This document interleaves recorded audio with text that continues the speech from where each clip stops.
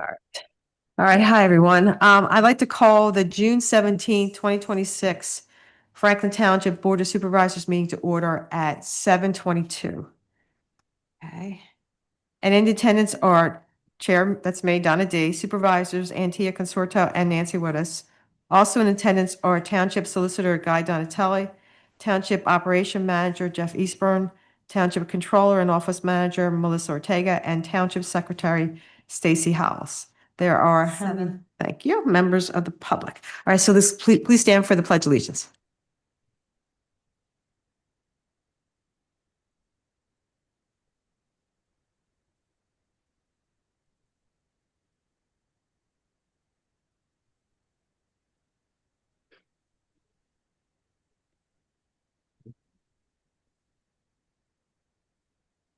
Great.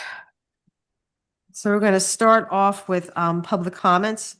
And the board welcomes public comments relating to tonight's action items on the agenda. So this has to be on an agenda item. Commenters must state your name and whether you're a resident of the township or a non-resident taxpayer in the township. If you do not identify yourself, your comments will not be included in the official minutes. Each resident or non-resident taxpayer will have one opportunity to make a public comment on an action item. Comments should be directed to the board and not to an individual board member or a member of the staff. The board will refrain from addressing your comments as they are being expressed, but instead, at its discretion, may comment at the end of the public comment section or at the time the action item is discussed.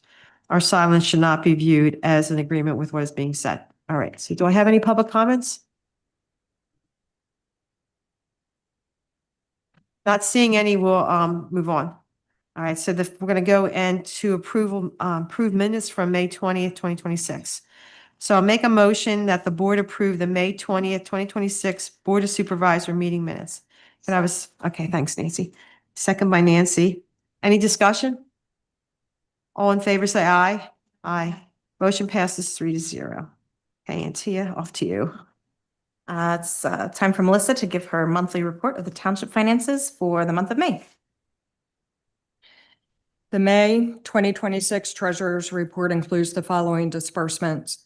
The general fund with disbursements and transfers of $366,558.43.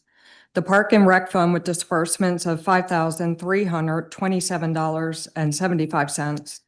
The Open Space Fund with disbursements of $4,800.08. The Capital Reserve Fund with disbursements of $0. The Emergency Services Fund with disbursements of $0. The Fire Hydrant Fund with disbursements of $590.90. And the Wastewater Treatment Plant Fund with disbursements of $0, leaving a balance in all funds totaling $3,945,699.66. Thank you, Melissa. I make a motion that the board approve the May 2026 Treasurer's Report as presented by Melissa Ortega. Do I have a second? Thank you, Nancy. Any discussion? All in favor? Aye. Aye. Any opposed? Motion passes 3-0.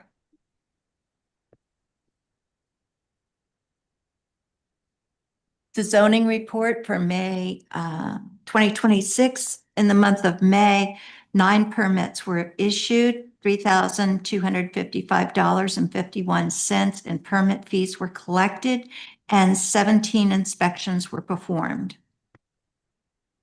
And now we have the Planning Commission report by Zach, please.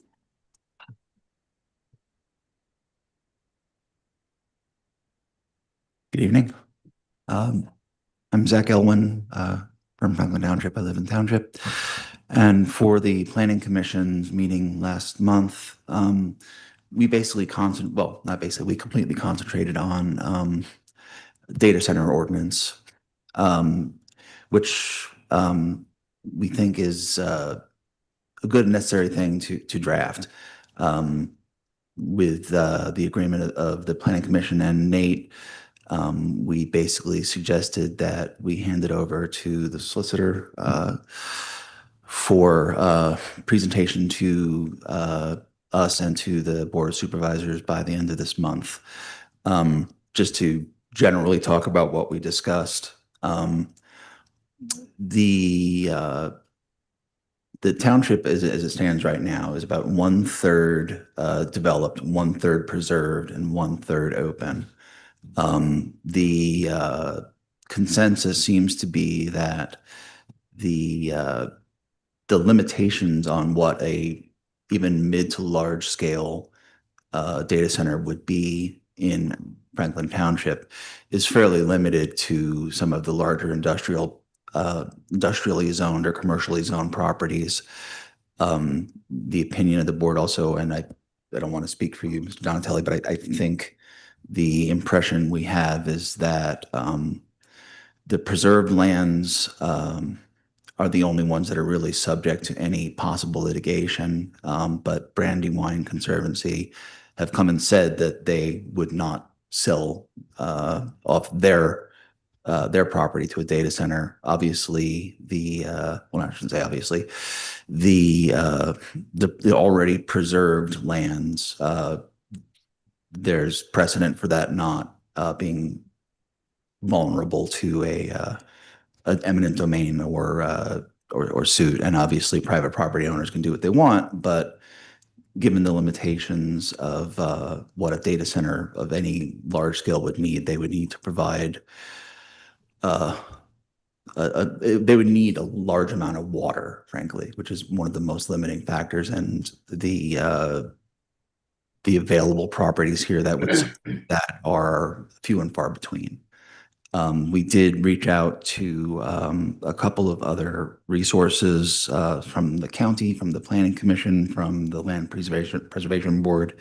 And their opinion also is that if we have an ordinance in place that addresses the compromises between public safety, public convenience, and whatever commercial value there would be for a data center, the presence of the ordinance would definitely prevent the township from being subject to much in the way of litigation. So as it stands right now, we're waiting for a draft of an ordinance that was being worked on by Mr. Donatelli, and we'll take everything that is in there under advisement, and the Planning Commission would present to the board what our thoughts are for your judgment. Just to summarize it, we all as a group acknowledge that this is important. The Planning Commission has jumped on it. You're on it. Our solicitor is going to give you something by the end of June. You guys will look at it. That was the request, yes. And then, and Guy, you'll tell us when we get to your point, your section. And then that, you're working on it with vigor and, not wasting any time. And then that will be presented to the board, and then we can look at it. Yes, great. bigger and vim. That is our. Right. And then the second issue, I know there was a concern that some of our preserved land could be in jeopardy. And you just kind of summarized that can never say never, but that's unlikely, based on what we learned from. Well, and to be more specific, the already preserved land is very unlikely to be subject to basically one's land is set aside for preservation. It's extremely difficult to have that undone. And then of the remaining third, a large part of that is actually owned by the Brandywine Conservancy, and they've expressed no interest in selling any of their owned property to a developer. Zach, may I add something very quickly? Just to let the Board of Supervisors know, we also had Guy Donatelli for part of our meeting, which was great. A lot of fantastic input. And then we also had a young lady from Chester County Planning Commission on and assisting us with her ideas as well. So we're definitely going to keep her in the loop as well. Well done. This is so good that you've jumped on it as quickly as you have, and the people that you brought in. I know you mentioned the word Mr. Klein, that's our engineer. So he's with you, and you had guys, so great job. So keep it going, and we look forward to seeing. I mean, it is a matter of great concern, because we've had, you can read in the news, you can see, people where all of a sudden what was a giant potato field all of a sudden is hosting 1,000 acre, giant data center with jet. I mean, they literally use old airplane engines on top of their buildings for generating power. So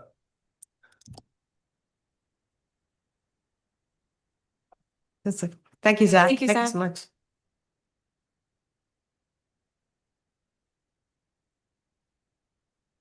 So we're going to move into business and we're going to talk about 449 Chesterville Road.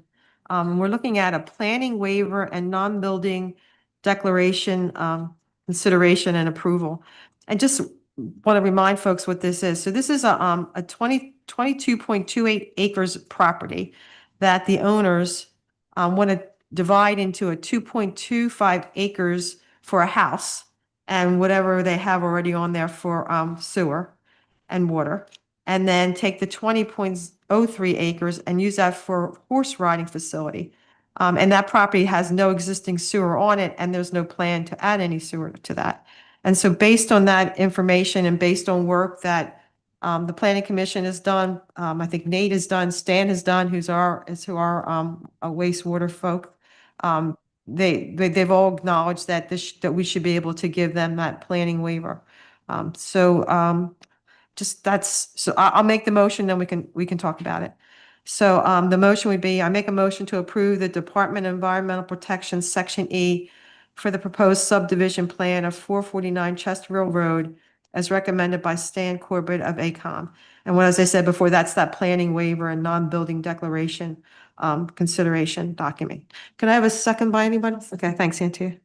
Any discussion? Okay.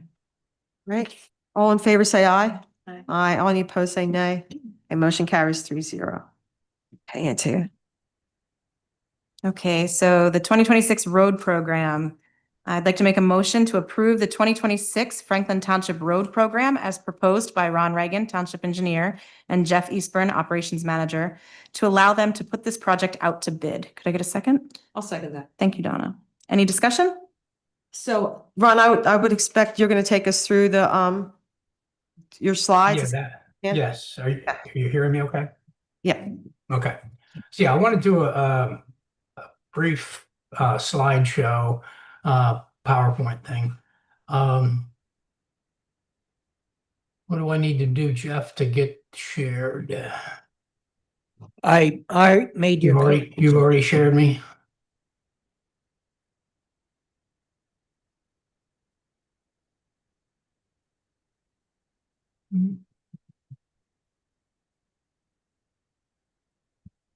Can you make that right side bigger, Ron? We can see your beach house and then your, Can see what? I'm teasing, go on. The beach, our beach house washed out, and so it's gone. No. So generally in the spring, we start looking at the road program and coming up with, usually we have leftover roads from the previous year that didn't get done. We have roads that through winter deterioration have come onto a list that needs some work. And it's sort of a putting together a puzzle of all the different pieces of work that need to be done and then making them fit within the frame of the budget that Melissa gives us. Last year, we spent over $400,000 on roads. This year, our budget was about half of that, is what we started out with as a target. So what I'm going to do is walk you through an overview and a budget, and then recommended priorities, some pictures of the conditions of the roads that we're including, and then what the funding scenarios would be, and then our recommendation. The roads that we're looking at were narrowed down to 6 roads, and you can see why these are not in a particular order, although Walker is the lowest priority, and then the other 5 are all about the same. Church Hill is not our typical road program or project. It's because it's in response to a flooding situation that we had with a clogged culvert. And as a result of that clogged culvert, the water overflowed the road and then did some damage to the cartway. So we need to make some repairs there and try to stabilize that. So that's why that one's in there. The rest of these are pretty much our typical mill bed areas and put down new blacktop on top of them. I mentioned that our budget's about half of what it was last year, so we started out just a little over 200. I pushed Melissa a little bit and we got up. Actually, we had one scenario where we were up over 300,000, but then we reeled it back in. And right now we're proposing a budget of 230,000. We do have one at alternate road that would push it up to about 245. And that is somewhat dependent on whether Melissa can find additional funds. So the recommended priorities would be to do Auburn Hill Road. And that's probably our largest and the longest project that we're doing this year. The next priority would be Hess Mill, Liberty Lane, Walnut Glen, which is a newcomer on the list this year. The Churchill is a newcomer because of the flood damage. And then Walker, which has been on the list for a number of years. Auburn Road, as you can see in the photograph on the right, there's areas that were patched about 2 years ago. And those were patched with base material, thinking that we would come back and resurface the entire road the following year, or maybe now this the second year. As you can see, some additional deterioration has occurred. So we need to do this one, and part of the reason why it's at the top of the list is that we need to put a wearing surface on top of the material that we put base repair on last year in order to preserve that base and then catch any areas that have continued to fail, do base repairs and put a top on those. So this project is to do about 2,200 linear feet of road with some base repair, but mostly a mill and overlay. So Ron, I know when you do roads, you always look to see if the base is good or not. So you're just assuming that there'll be certain areas, that's just in your assumption that there'll be certain areas that need the base repaired, and you have that cost estimated as best you could? Yeah, Is I that- put in an estimate of the percentage for that. What we typically do in a situation like what we're doing at Auburn Road is we come in and mill the wearing surface off, do what's called a proof roll, where we walk behind a loaded dump truck to see if we see any movement or pumping of the pavement, and then we'll work out additional base repair. The base repair will be prepared up then to the surface of the road that has been milled, and then the entire surface will get an overlay. So right now, what we've done is estimate how much that will be, but we've generally been a little bit on the high side in the past. Liberty Lane, again has. Yeah, I think you need to do Hess Mill. Right? You did Auburn, and now you're talking about Hess Mill.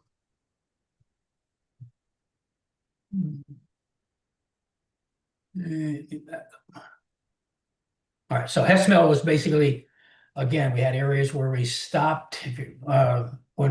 After we did the bridge, we stopped just short of Guernsey Road when we came across the resurfacing. When we came across the bridge, we stopped basically southwest of Guernsey. There were a few areas that were patched, and again, that needs to be patched. And again, areas adjacent to some of the patches are also starting to deteriorate. Other patches are holding up fine. So we need to overlay all of that to preserve those patches. When you're gonna mill all this up, or just certain parts? Is this another one where you mill everything, then look for base repair and then do over top, or you just certain sections? How are you handling Hess Mill? Yeah, Hess Mill, but yeah, basically what will happen is we will come back in this area here, in this left photo where you can see that crack that used to be here has now continued this way. We would do this kind of base repair here, and then come back and do a surface mill over all of this to Okay, get it all back up to a point where we can put down a new wearing surface to make it look like a nice new smooth finished road without having it stick way up in the air on the side. So we need to build that down so we don't get the road too high. okay. Liberty has been one that's been on the list for a while. You can see there is some patching, but there is a lot of road that's alligatoring, cracking up like this. And so this one will be a base repair for a small percentage and then a mill and put a new surface coat over the entire road. So I have a question on this one. So I looked at because you have pictures, right? But also you have a financial workup for each of the roads. And when I look at Liberty Lane, I saw that you had mill patch base, 800 square yards, $32 unit cost, and then the number, 25,600, but nothing for mill surface or nothing for wearing. I didn't understand how that worked, because if you do the mill, you got to do something, right? Well, this one would be the wearing surface would be done sort of like we did Auburn Road. We would do the further preparation of it to get it to a point where it's base repaired until next year, and then we would come back and put a wearing surface on top of the entire road. So we're not milling the whole thing, we're milling just the areas, and it's probably going to be in a pretty substantial percentage of the road in terms of this. Usually this one's kind of probably one of the worst cases. You see the cracking Right. pretty much goes across the entire road.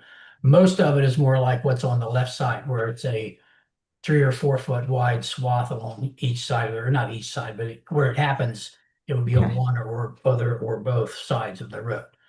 So again, this one would be just preparing it with the base repair this year, milling and putting on the wearing surface next year. Okay, so it's like a two-part project. Correct. And again, that's sort of budget driven, that there's other, this is important, but it's not important enough that it has to have the nice smooth wearing surface on it this year. We can come back and do that next year. Okay. Walnut Glen is the next one, and you can see it's got some sites that are even worse. Some of these go all the way across the road, and if you're familiar with this road at all, at the top of this hill back here, there's actually a speed hump that Cliff Owens put in back when he was a supervisor in New London Township. These places here are more effective slowing down traffic than that speed hump. It's so bad. Because it's so bad. So this one would go from the township line, which was down in this dip. There's a hill on both sides. Down in the lower part of that dip in the road is where the township line is, and it would go from there up to, I think it's Borden Way, I think is the name of that road. Churchill, this is the one we're going to be fixing about 120 feet, one lane on the side that the water went over and down the embankment. You can see we've come in already and placed in some riprap to stabilize the embankment. But you can see from Jeff's about to lose some money or credit cards here. Put down his clip showing the size of this crack, and these cracks continue to get bigger. And what that is a sign of is that all of this material right in here is kind of sliding toward that where that flood damage was done. So what we're going to do here is something a little bit special, very similar to what we did last year on Guernsey. We're going to do some extra deep milling, digging out the road, putting in some stone, putting in some extra, like an extra wedge of base, and then putting a new surface on top of it. And That's been pretty effective. Once you put that extra layer of base in, it kind of acts like a keyway that locks everything into place.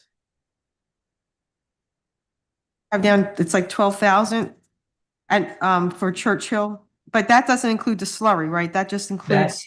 Yeah, the the work. slurry would be a separate contract that we have to do, that the paver was not interested in doing, so we will need to do that separately, and we haven't decided exactly yet. Jeff and I are still talking about whether we're going to try to use your interim road contractor or bid it out, or how you want to do that. And, but the other thing too, I know we haven't talked about cost, but Churchill Road, that project is considered separate from the road. I know you look at it as one big road program, but we're looking at Churchill separately, right, Melissa? Because this is money where Senator Kane is going to help us with. Okay.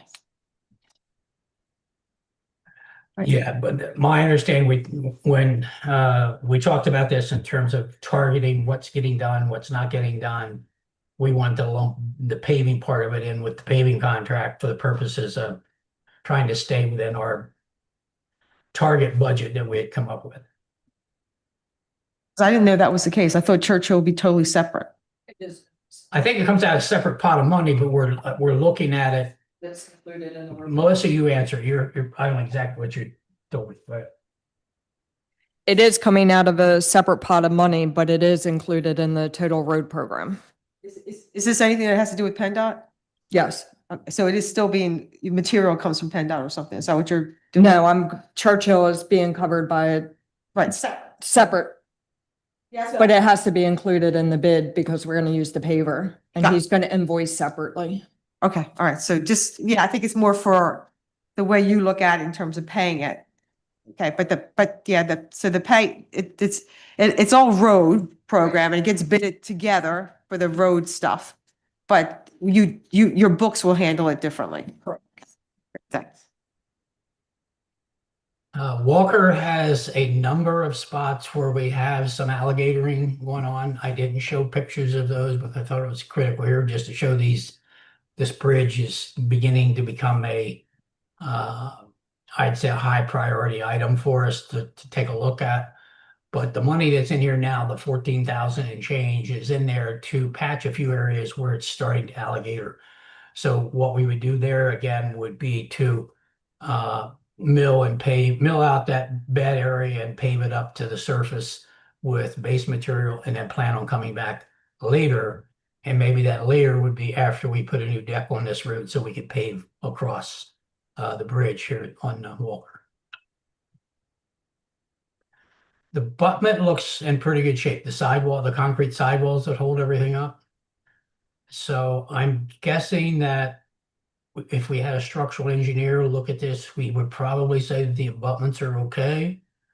And we could just take the decking off these beams and a new concrete deck and then paving over top of that.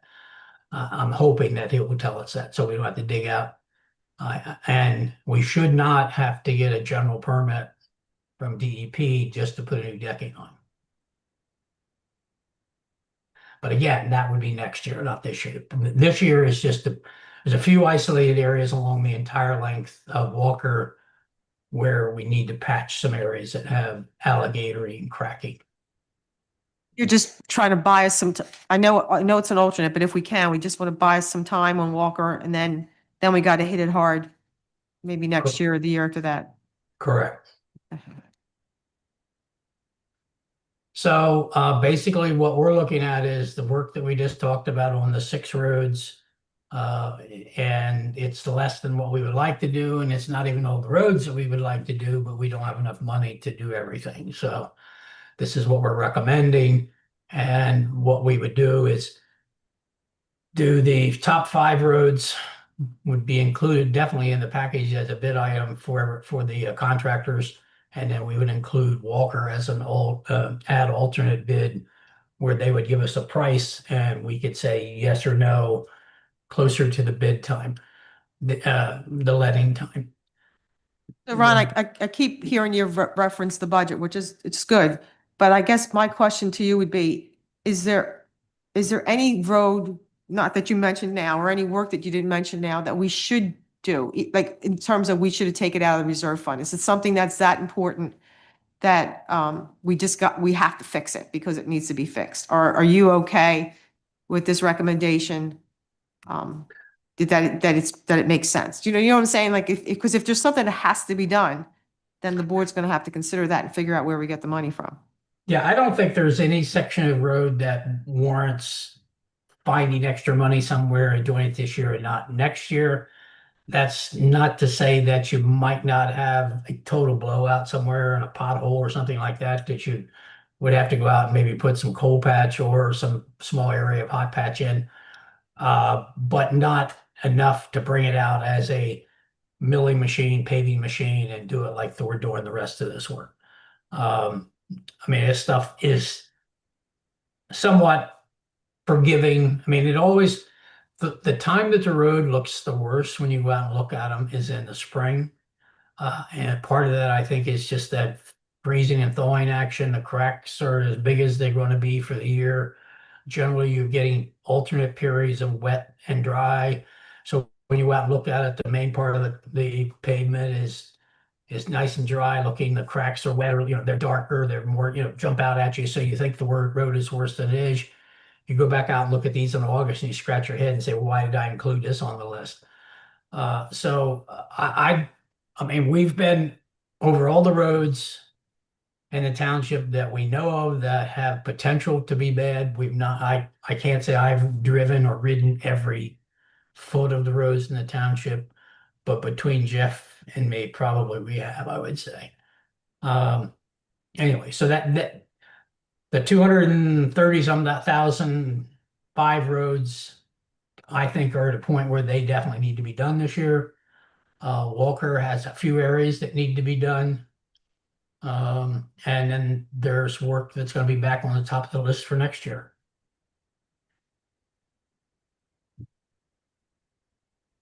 Thank you, Ron.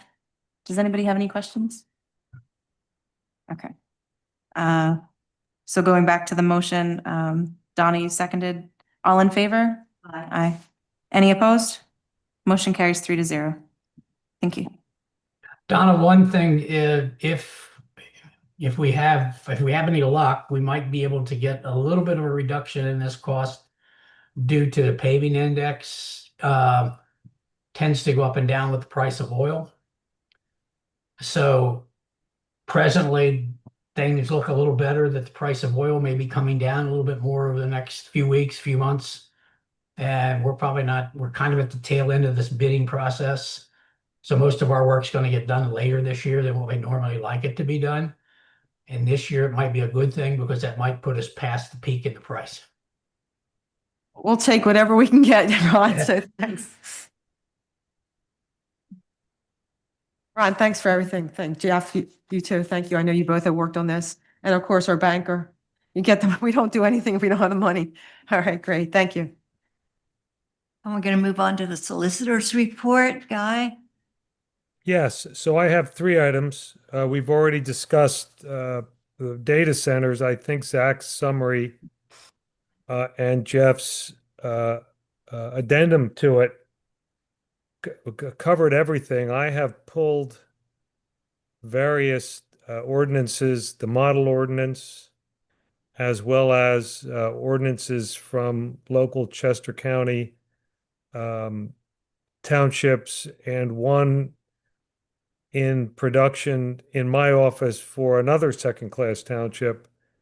And I'm using the county's guidance material to identify the major components of any data ordinance. They all seem to follow a similar rubric. And my hope is that I will put something together that will be useful for the Planning Commission to discuss meaningfully the next time that they meet.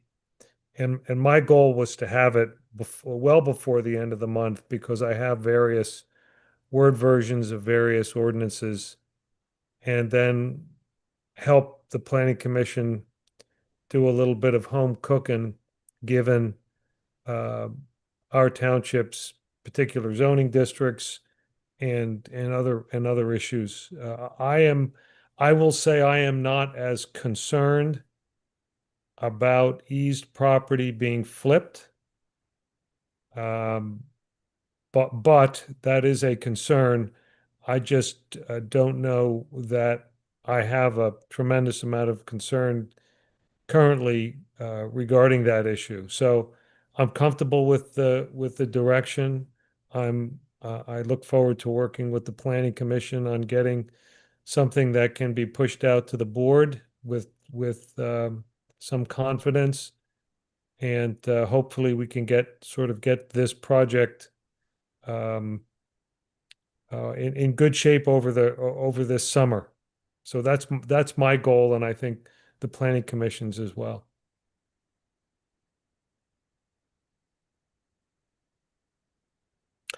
So the second item I have is Keene. Last time we met, we had a little sidebar and somebody said to me, get this moving.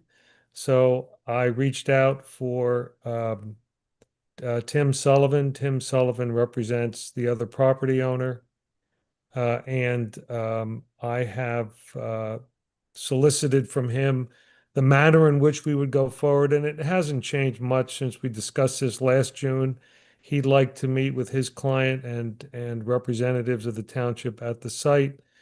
I've invited Erin McCormick to give me some dates that she could be available um, to participate.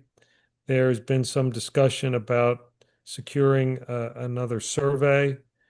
I'd like to do that without costing our township any money. My goal is to get that easement in such a shape that everybody can sort of set that in amber of record so that we don't have to go back and bicker about the boundary lines of that trail. So Donna, Jeff and I have talked about us going out, and we think it might be worthwhile for a board member to accompany us. It needn't be any heavy lifting, and it would be good to have board members come out and just take a look at the conditions on the ground. So we'll loop you in with some particular dates, and we would be delighted if a board member or members would like to go out and take a look. Sounds good. So could you remind me, Guy, wasn't Natural Land Trust supposed to do something? I thought they were looking at some information. This was a year ago. And had they just not done anything? Well, I don't want to suggest that they haven't done anything. The individual at Natural Lands, I have her name is Erin McCormick, and the last email I have from her was March, and there's nothing in this particular email that has a deliverable. But I think they are as interested, or at least Natural Lands is as interested, at least they were last year, in getting this resolved. I'll be able to answer that question a little bit more definitively, Donna, when I speak to her again. Would your plan be to have a representative from Natural Land Trust be at this? I think so. I mean, it's a tri-party. Right, There's three parties, at least three parties with an interest.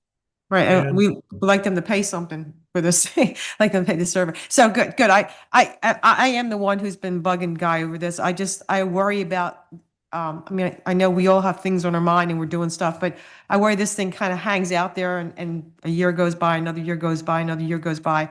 And I think it just makes the woman who has the fence there, assuming it's not in the right place, we don't know that yet. It comes almost like, well, she's had it for so long, why are we going to complain? So I'd rather just get on it and let's figure out whose survey's right and get this thing resolved, and we'll know where to go, how to go forward. Right.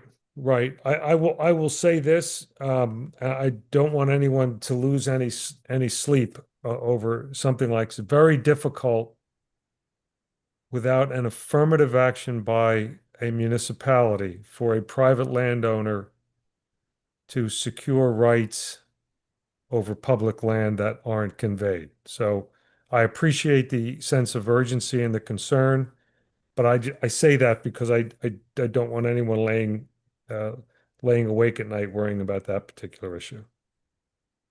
And speaking of laying awake at night, Lexington Point is not a reason to lay awake either. My most recent information is that there is one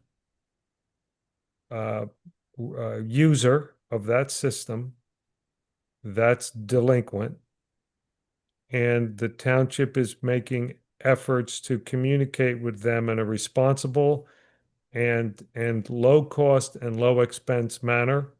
And I'm hoping we can move forward with that. I wanted to reach out for Melissa before this evening. I didn't get a chance to do that. I don't have the details at my fingertips, but I'm confident that once that individual property owner understands the landscape, we will never have to mention Lexington Point in this context again. So once again, I was the one who was always worried about that, was it the famous 5 or 6, whatever, those first couple houses, but those guys are good. So we're not have, in case anybody who's been following the saga, John, I know you've been following the saga with us.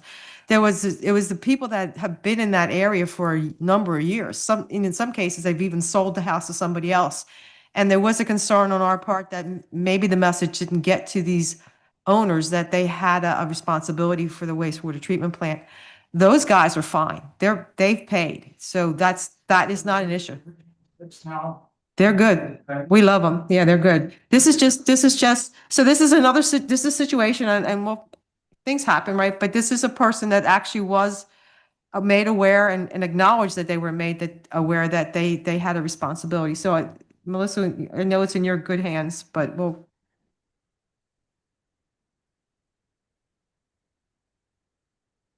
Oh, and the places, the wastewater treatment plant numbers look good. So everything's working well and the levels that should be where they are, the total nitrogen and whatever other things they measure, it's all looking good. So let's hope it stays that way. No reason to think it wouldn't. So we're doing good. So if there are no questions for me, that concludes my report. Thank you, Guy. We have some more fun now. So this is another one of our, everybody can remember the PennDOT Route 896 project. If you remember, John, once again, this has gone on for years, right?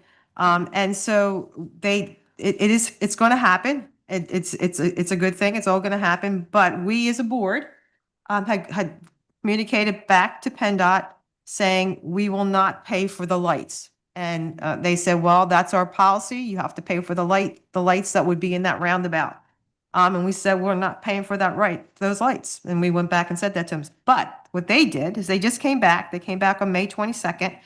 And this is, I'll read it out aloud so you know exactly what they said. They said, I would like to know, this is Din Abizi from PennDOT. I would like to know if the township would support moving forward with all aspects of the proposed 896 section SIP project except the intersection of Pennsylvania 841 and Pennsylvania 896. As a temporary measure, this would keep the existing four-way stop sign control at the intersection in place, along with the vertical crest hill between 841 and Den Road and a stop control at Den Road along Route 896. So they're looking for us to come back to say that that would be okay. In the future, they may go back and look at this four-way stop sign, but for right now, they want our okay to move ahead with the project except for the roundabout. And I'm hoping that the board would agree with that. I don't know, do I have to do a motion? Oh, okay, so I'll make the motion and we can talk about it. Okay, so I make a motion to approve the concept of construction as outlined in PennDOT's letter to Franklin Township dated May 22nd, 2026. Can I have a second for that? One second. Okay, so now, any questions or discussion? Okay, so I know the roundabout was going to cost us money because of the lights and the maintenance of the actual roundabout itself. Any other section of that project in Franklin Township? Is it going to cost us money? I don't think there's a problem, no. No other section? Okay, Then I'm good.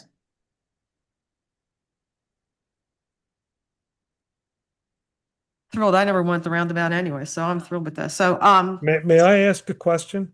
sure. What does the township showing support for the non-roundabout sections of the project mean? So it says, if this, I'll read on the letter. No, I read the letter because Jeff and I had spoken about that, and and I didn't mean to cut you off, Donna. I apologize. Please tell me what you wanted to say. I was going to read what it said, that if this approach aligns with the township goals, that would be our agreement, then the department is prepared to move forward with finalizing the design package for the remaining components of the project, aiming to advance the project by the end of 2026. So my understanding is we agree to this, then they will move forward with the rest of the project, and they'll put the roundabout on hold. And is the agreement simply like a thumbs up, or does it come with any teeth or any obligations? So you've seen the letter. I just think we go, so you're the lawyers, you tell me, but Yeah, that's why I raised it. I think the motion should be more aligned with the spirit of the letter, which is consistent with the letter dated such and such a date. The township supports the PennDOT's undertaking the other components of the project, and leave it that simple. So what I would recommend is perhaps withdrawing that motion, Donna, and just making it a simple show of support by the township. saying don't do a motion? Just No, withdraw the motion that was made and seconded, because it's foggy to me. I'm concerned that there may be unintended consequences by the language of the motion, and simply uh, move to Okay. indicate support for the other components of the project as indicated in the letter. So let me know if this, so I'm going to withdraw the previous motion. I'm going to see if this helps you, if this is clearer for you, or adds that clarity that you're looking for, Guy. So can I say, I make a motion to approve the concept of construction as outlined in PennDOT's letter to Franklin Township dated May 22nd, 2026, to undertake other components of the PennDOT project excluding the roundabout. That's fine. I could see changing the word approve to the word support, because it's the language set forth in That's what their you're saying. correspondence. All right, so I'll try again. All right, so I'll make a motion to support the concept, I'll make a motion for the township to agree to support the concept of the construction as outlined in PennDOT's letter to Franklin Township dated May 22nd, 2026, to undertake the other components of the project at the exclusion of the roundabout. Perfect. Can I have a second? Okay, and NT is back within a second. And any additional discussion? Okay, all in favor, say aye. Aye. Aye. Okay, motion passes 3-0. Thanks, guys.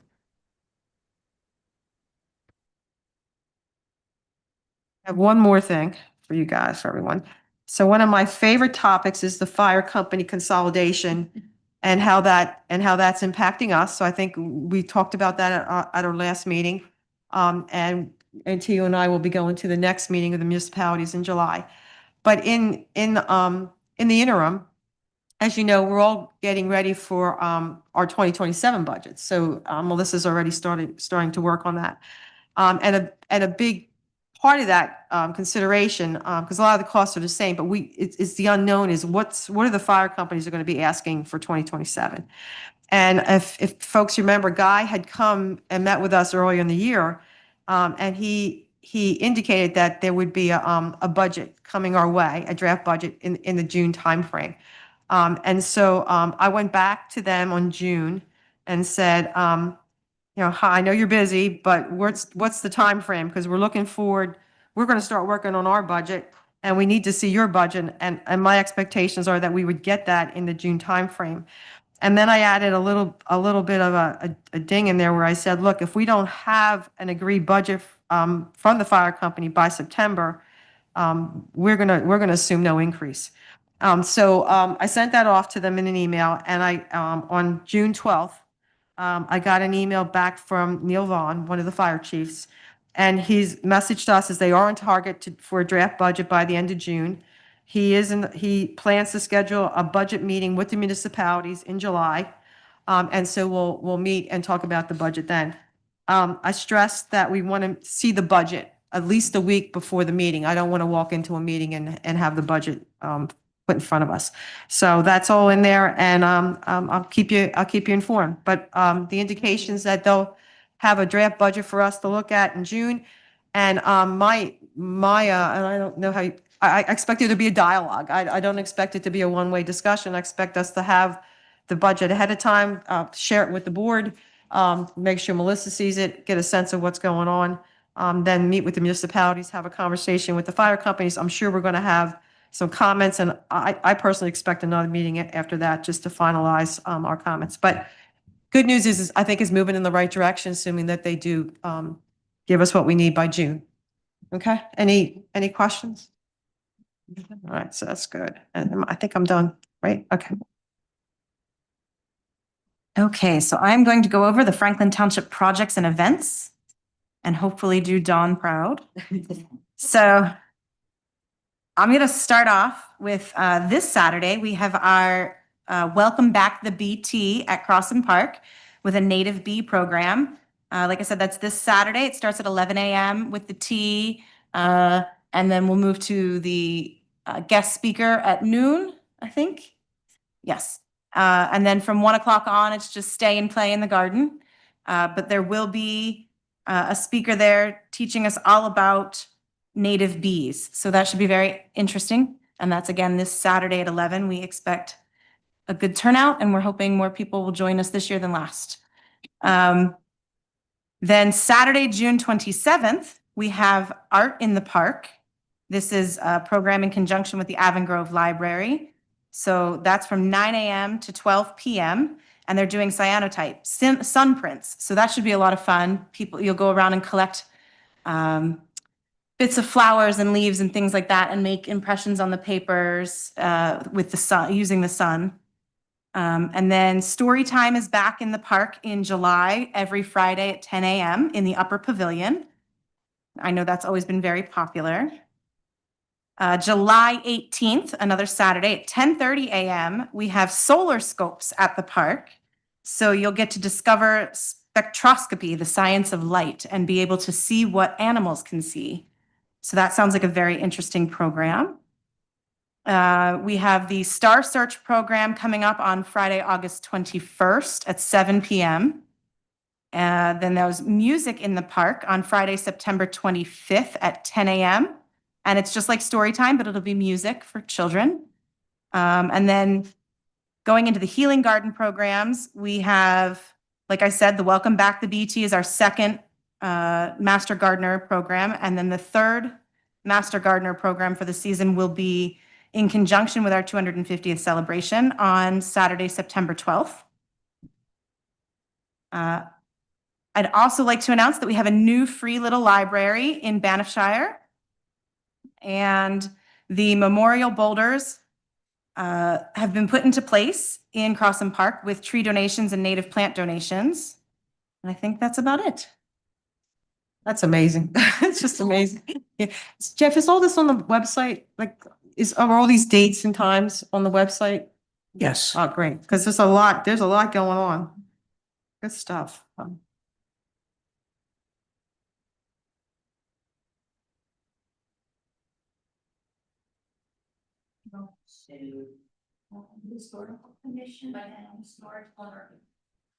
The Historical Commission and the Historical and Architectural Review Board report from Paul. Yeah. Thank you. The Harb and Historical Commission met on June 2nd. We had a few topics of discussion. The first one being the Churchill African Cemetery. We're pretty much what I reported last time. We're continuing to do sort of spot cleanup and some additional shrub cleanup. And trying to remove garlic mustard plants from the site. And that's going to be a multi-year process because we're just grabbing the ones that are going to seed this year, and I can see plenty of them on the ground waiting for next year. I also put in a couple of daffodils bulbs. It's not the typical season, but we had some pots of daffodils that had died back, and they're small and they will not go crazy, which is good. And we're going to be working to control stilt grass. We've talked to Crystal Crampton at Bucktoe Cemetery, and they don't have that problem. So right now, the best solution is to weed whack it down in the fall. After it's gotten to the stage where it's about ready to flower before it can go to seed. And that's a multi-year process too. Will that eventually kill it, or you just wear it down? Well, what you're basically doing is, it's an annual, so you're getting rid of the seed that's in the ground.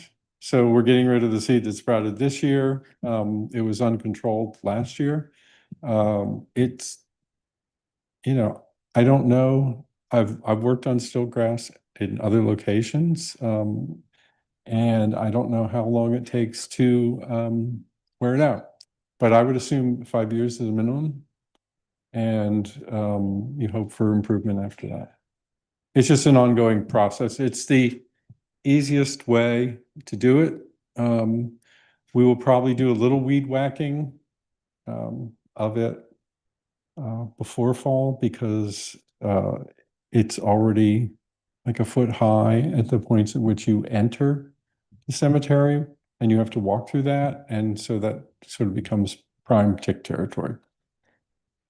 So we'll at least try and cut a path, I think, because there's not too much going on. We are seeing a lot of native plants showing up, especially evergreen ferns, which is very nice. So I'm hopeful that as time goes on, we'll see more of that. And I have more than my fair share of native bloodroot that I'm going to transfer some into the property. There is already a little bit of bloodroot there, but not a whole lot. I've spoken now to London, Britain, New Garden, and Elk concerning what I'm calling the Mason-Dixon Art Quarter Coordinating Committee. And Elk was receptive, but did not come to a decision. So I'm hoping that perhaps at their next meeting, if they've had time to think about it, they will come to a decision. But we do have the participation of London, Britain, and New Garden, and sometime in the fall, we will probably have our first meeting. It's not a pressing matter. This is a matter of ongoing communication between the various townships. We also discussed America 250 and at that point, I was rehashing the discussion that was here last time. So there was nothing new, particularly in that discussion. The main thing that hasn't been discussed is the fact that I'm going to need to make sure I've got volunteers staffing the historical commission table, because I'm going to be involved with other stuff that day. Then in terms of the multi-municipal historic resources, this is something that came up at the June Friends of White Clay Creek Preserve.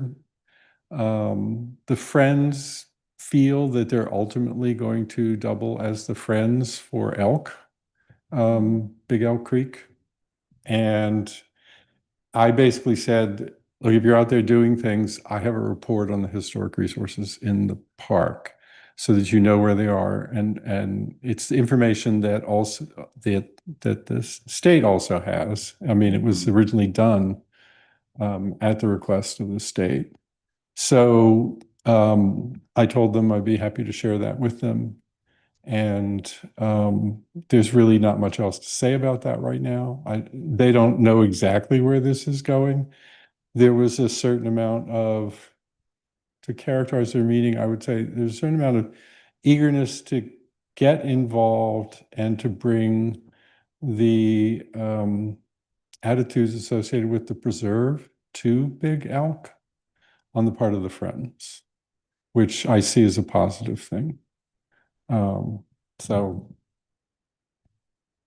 that's for that. And we had, I guess last time we'd already had our talk. So I just want to mention again that on September 15th, Bruce Mauday will be speaking in New London on the Revolutionary War soldier. The talk is entitled Common Soldier, Uncommon Soldier. Be a nice little rough timing with our own celebration. So, any questions?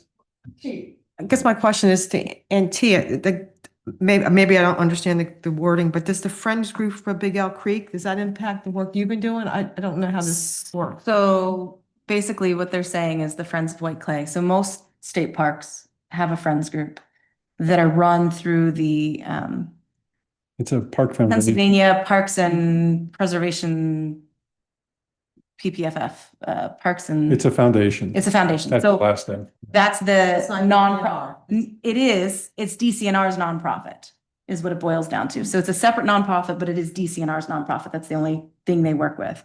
And that group then is the hub for all of the friends groups. So each friends group is part of this PPFF group. Okay. So technically, because originally White Clay and Big Elk were one park, the Friends of White Clay have been operating as the Friends Group for Big Elk Creek. The question now becomes, will that become a separate Friends Group that needs to be organized? Okay. Or will White Clay continue to act as the Friends Group for Big Elk Creek? I can't make that decision until, like, I can't make that decision. That's not up to me. If we decide that we want to make a separate Friends Group for Big Elk Creek, then we would have to start a Friends of Big Elk Creek. We would have to join PPFF. Okay. And we would have to get enough volunteers to join that group. When you've already got a friends group so close, you're gonna split resources at that point, and it kind of seems silly. So we keep it together. So it may be okay to keep it together. I want to see which way DCNR swings. If DCNR insists on continuing to make this a state park and not take it back to preserve status, I may advocate for there being two separate groups for very specific reasons. Because one's a state park. Because one is a state park and one is a preserve, and you've now distinctly separated them. If they come back and say, yes, we're gonna call this Big Elk Creek Preserve, or we're gonna call it whatever they want to call it, Preserve, then I think, You could say. letting them be together is fine. But again, this is not my decision. I can't make that call. And how will you know? Do you still get communication from them? How will you know where they're going with the naming? They're not gonna decide on the naming until the end of their cultural resources. That's right. Does it? So. That's still ongoing. Still ongoing. They said it would take over a year, and that was probably 6 months ago. I think I went to that meeting back in October. And at that point, they were saying a year. So we're nowhere near them making a decision. They're gonna go through their cultural resources plan and decide whether or not preserve status makes sense after their cultural resource plan is completed. So this is kind of like you're keeping on top of it, but I guess the both of you are just going to watch it. Well, so I attend the Friends meeting because, especially right now, I'm working on Wayside for the Tri-State Marker, which was originally a Friends project, then had the potential to be a DCNR project. And basically Brad Pedro, who is he's either chair or president. I don't know what the correct term is of the Friends. He is now, because it wasn't moving, he'd like to see something there. So he's now pushing for this going forward. And so I'm on the verge of having a finished draft to circulate to the Friends.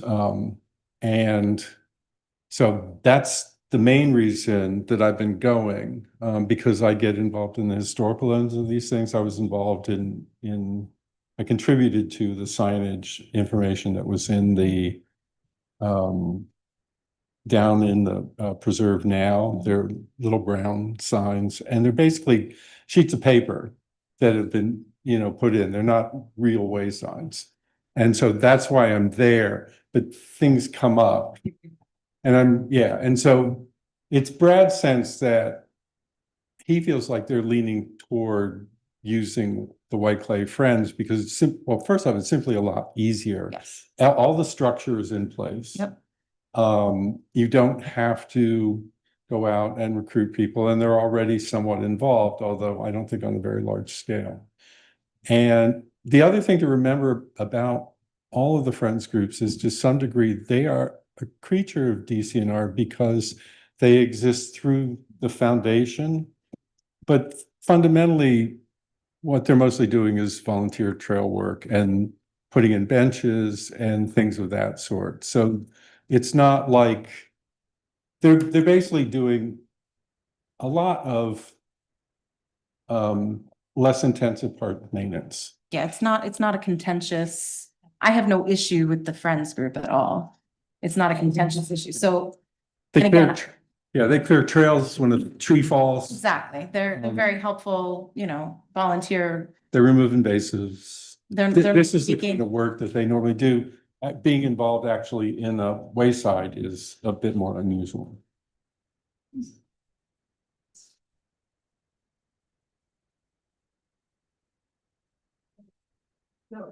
Good, thank you so much. I do want to circle back to just one thing. This is Jeff.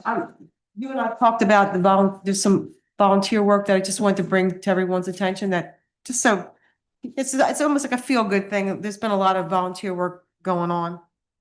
And we just want to say thank you to the people that have been doing this. Only take That's my fault. I forgot about that, in Dawn's report. So if everyone remembers, this is Joey Giordano. He is working on the Bat Box project that he brought before the board.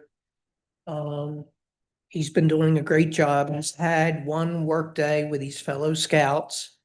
He's going to schedule another one. We are on track. We actually ordered the post today. He and I worked together.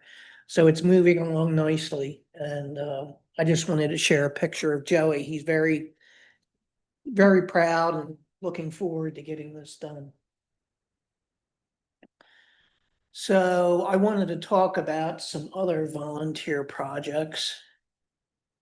Let me see how good I am at sharing again. I don't know how I did that. Oh, yeah, the bridge.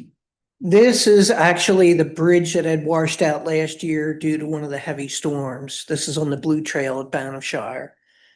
So, huge shout out to Matt Thompson, the FSA, Jeff Shaw, members of the Velamio, and as well as the Delaware Trail Spinners. There were a number of people that donated a lot of time, donated their equipment to be able to get this project done. Fortunately, another thing is too, I was able to secure a free donation for 2 of the 3 of those telephone poles. So that's Saves us a lot of money. that's $1,200, $1,500 right there that was donated for the project.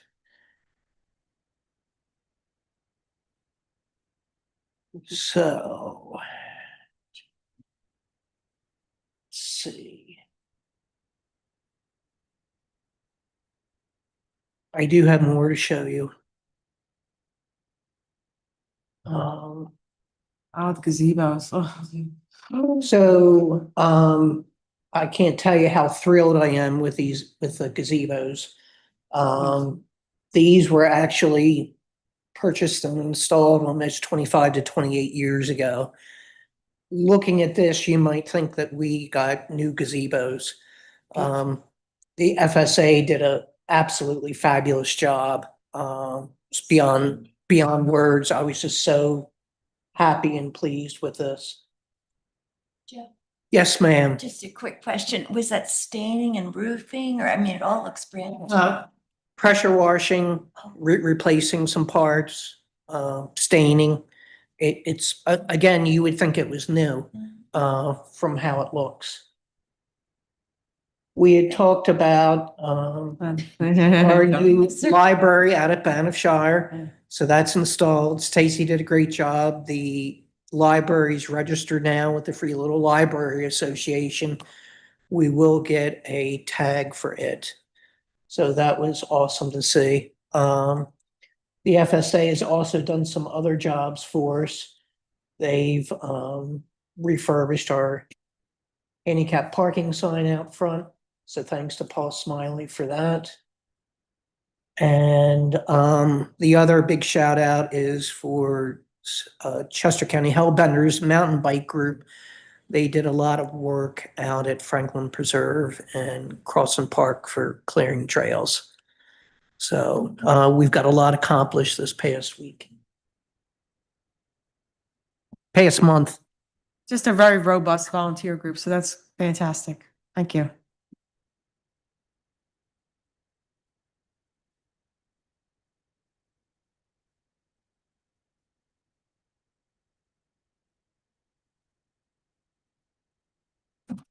This is our 250 flag from the Planning Commission, and they were so thoughtful. They had a little extra money, so they had one made for each township. So instead, do you have a picture of it, Jeff? Did you want to show a picture? should be right on your, behind your name. Oh, that's, Yeah. okay. So instead of, I you see. can open it, but this is kind of what it's gonna look like. So it's a Yeah. huge It flag. is really big. Very nice. Standard And you'll have size. to set the celebration. Mhm, absolutely. Excellent. That's Yep, beautiful. but I just wanted you to see the care they took. I just thought that was sweet. That was very, very Very nice. sweet. And we'll write them a nice thing. That's what Jeff- Mhm. Excellent. Oh, you're good. Oh, excellent. Jeff, can you show the pages from my presentation, please? Do you- And we'll also be giving out these courtesy of Chester County Foundation, the written text of the Declaration of Independence. So we give that to the people that attend? Everybody gets one. Oh, how nice. That and a dime. Make it worth their while. But yeah, it's a really nice flag. And they had them made individually. So the townships, like we were in a line waiting. We were toward the end, I think. Unfortunately, Nancy, my screen is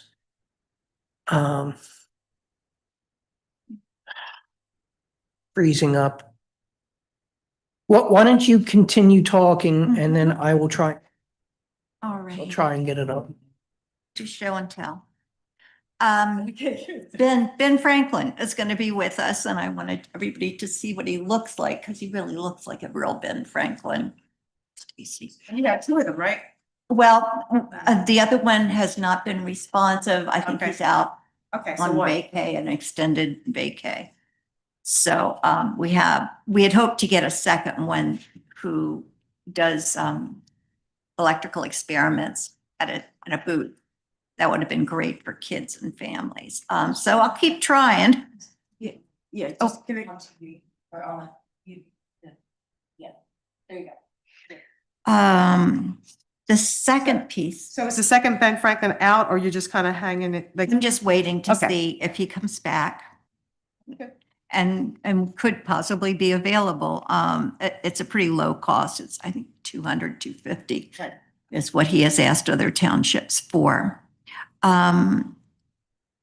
I've worked a lot with other townships, you know, Chesco sponsors, the foundation sponsors these monthly calls where the leader from each township for the 250 participates. And several of them have used the Lenape Brass. There they are, the Lenape Brass Band, which does a really nice program.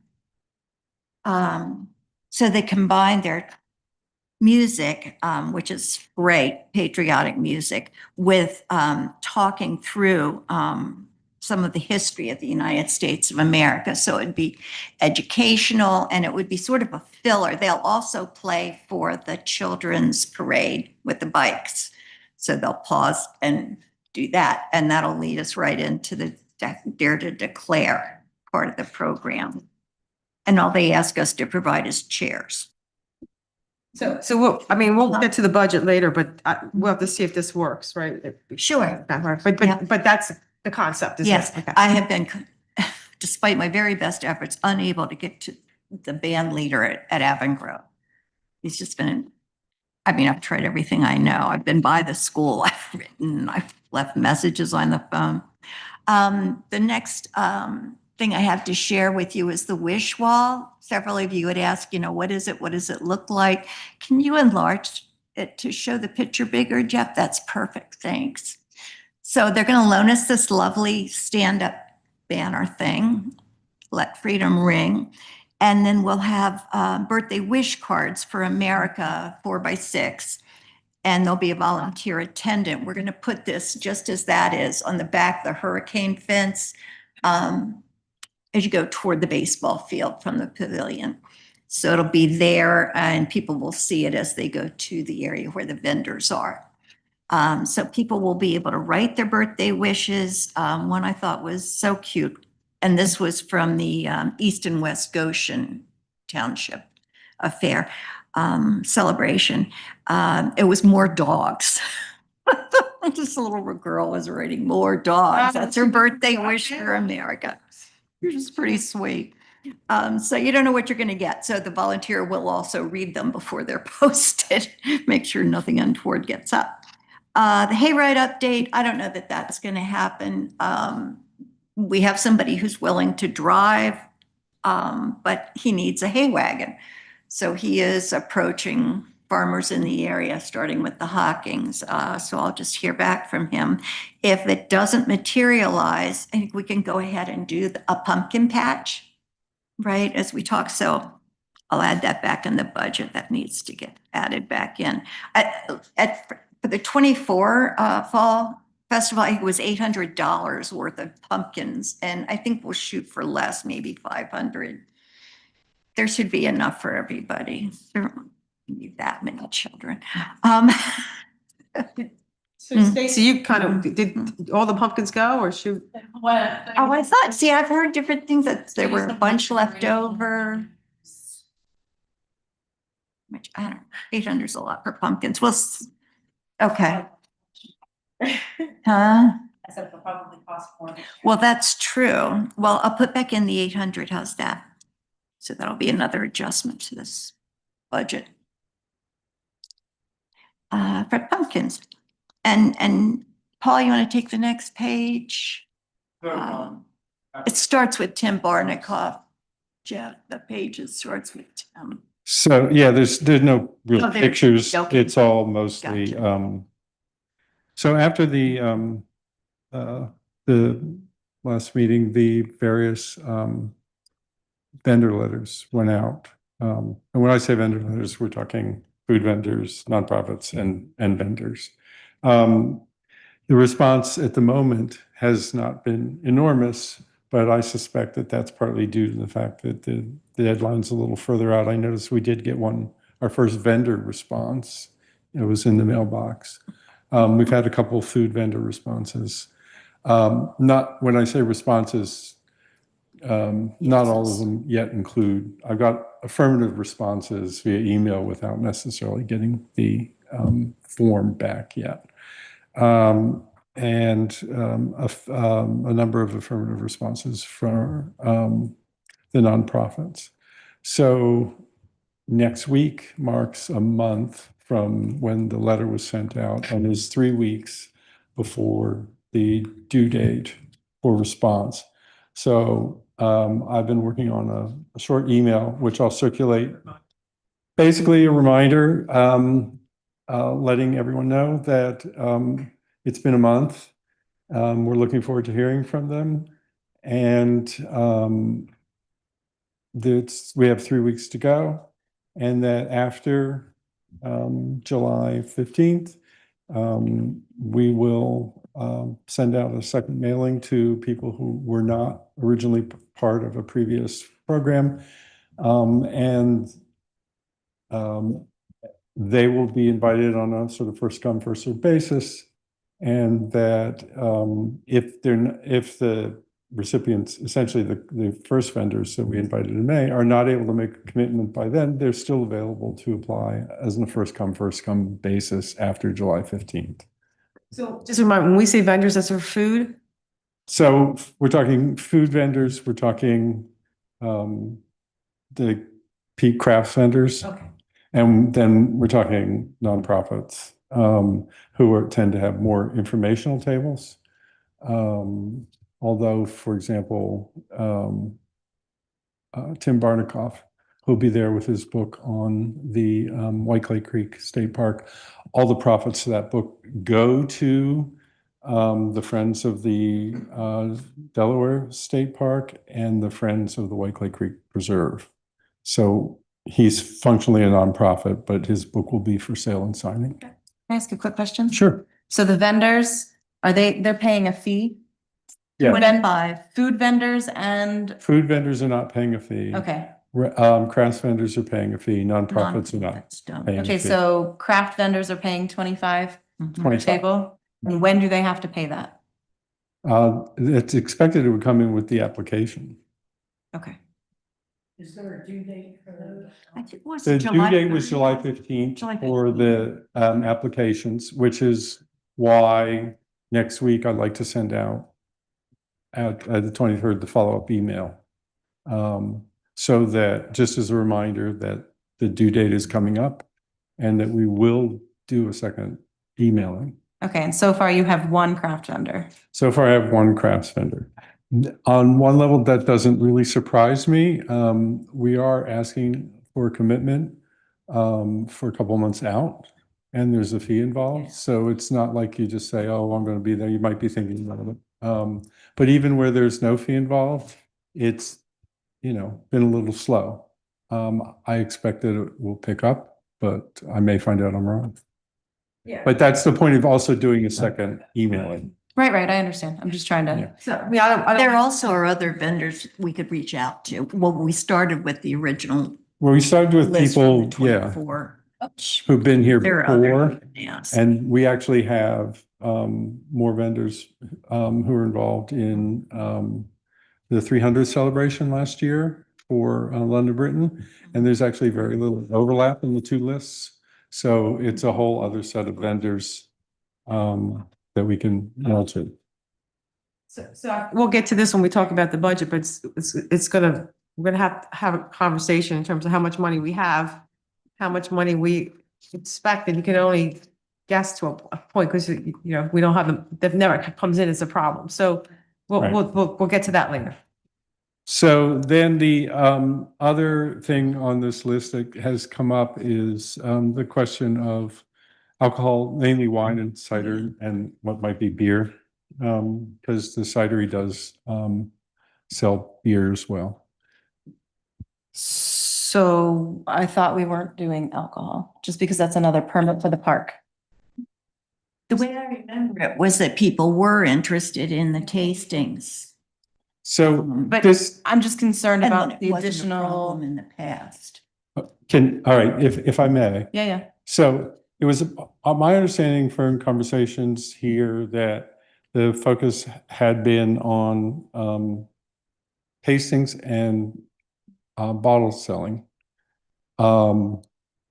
And so I approached Old Stone Cider, who had not been involved previously, on that basis. And frankly, there are two issues. It's uneconomical, probably, to do it that way, and dangerous because, unlike wine bottles, people could walk around with cans and drink from them. So he really wanted to do sales.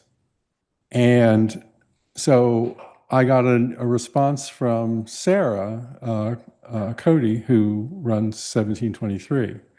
And she said to me that I asked her, I said, so last time, exactly what did you do? And according to Sarah, they primarily did plastic cup sales. They did offer, the small tasting glasses, and they had a few bottle sales. But what they were doing was plastic cup sales. Insurance and all of that is good with alcohol, Jeff, Melissa? I'm asking. So are we talking about what we did at the last? Yeah. I'm talking about 2 years ago. Okay. According to Right. Sarah, That's why I'm wondering, did we need to have extra insurance or?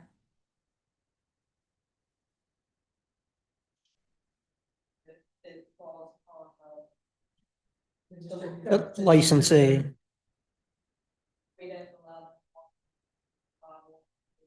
Buy a bottle or have a tasting and you stay within your area. Is that? so No, so Sarah didn't talk about whether, by that you mean the food area. Right. Yeah. And so Sarah didn't say anything about that, but that's not what I was talking to Sarah about. I was asking Sarah what she did in terms, what they did in terms of tastings and sales. And so that's when she informed me that they sold, like wine in a plastic cup for drinking, not for tasting.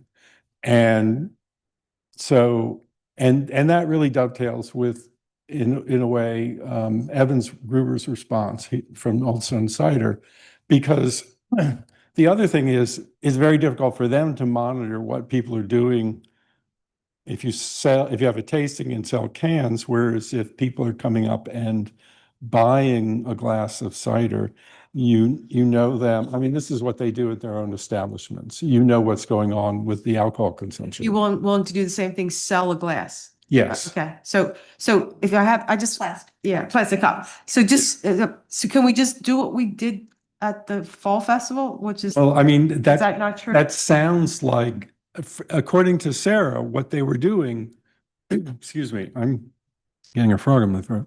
According to Sarah, what they were doing was selling a plastic cup with wine, not so much really a tasting. They were giving tasting samples for people who Right. wanted to know what something was saying.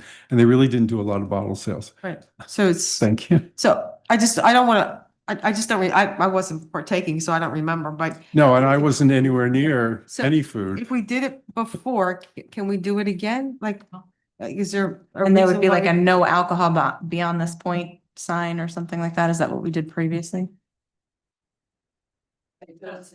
They just Okay. much stayed right. Okay. It was different 2 years in a row. I mean, one year they were coming down the hill, and the other year they were up, by the tennis courts, or not the pickleball courts. Yeah. And see, this puts the burden on the people selling the glass of wine or tasting, whatever you want to call it. If they need to cut someone off, they have to do it. Right. That's It's not- the expectation. It's not reliant upon the board to do it or volunteers to do it. It's their responsibility. Oh, I mean, We had approval for what we did in 2024 from the board. from the board Right, right. and the insurance company. Right. So that takes the liability off of the township.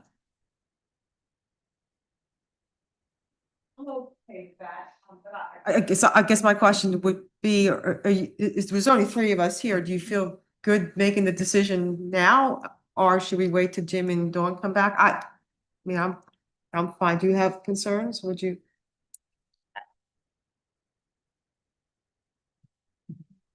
As long as we're not liable, You're okay? I'm okay with it. As long as we're sure And I'm insurance. okay with it. We tried to do just what was done before, so. I think if we venture away from what we did in 2024, then we have to go back to the insurance company. Right. If we keep it as we did in 2024, we would be fine. Okay. I just want to make sure insurance is good. The liability's not on the township. And if that's all, if we check all these boxes, then I'm But fine. again, the emphasis is on the people selling the glass. Right. I understand that. I just want to make sure we're covered. That's all. And that our vendors know that, but it sounds like they're, I you I just mean, want I to think reaffirm that it. they're used to that, but we can also work out ground rules with them. If you were, basically the option would be either the wineries aren't coming back and we're not inviting the cidery, or they're going to be here and they're going to operate in a manner similar to the way they operated last time. I don't think it's economically feasible for them to really show up. Yeah, exactly. We have a decision then, right? We're saying do what we did last time. Right. I mean, I would recommend that. But I'm just saying if you're, yeah. Yeah. I approve that. Right. So, Again, as long as all our bases are covered and liability is not on the township, I'm fine with it.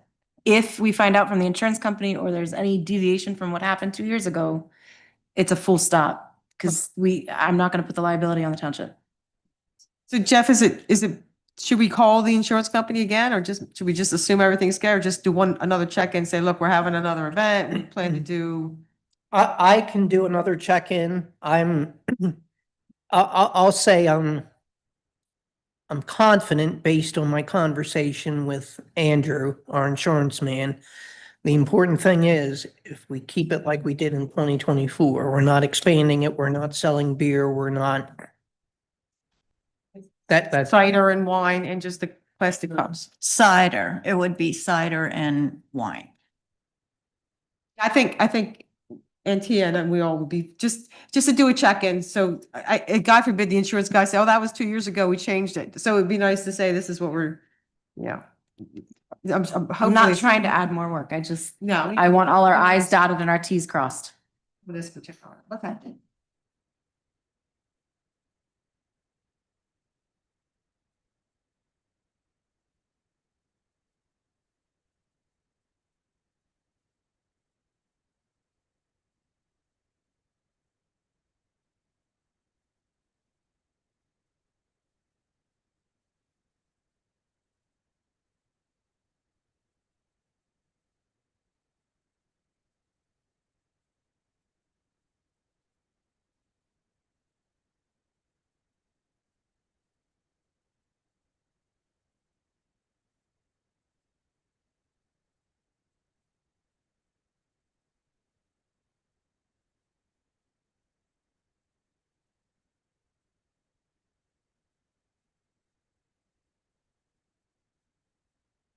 have Nancy. Great. Okay, so, with the information had available when we took document for 210, this was good, bad, and then things changed. The big changes were that I was able finally to find a stage kinder. And that's gonna be 1,500 by Valley Events. And the Lincoln band is $700, and then Max band has requested 5 minutes to play 5 minutes. And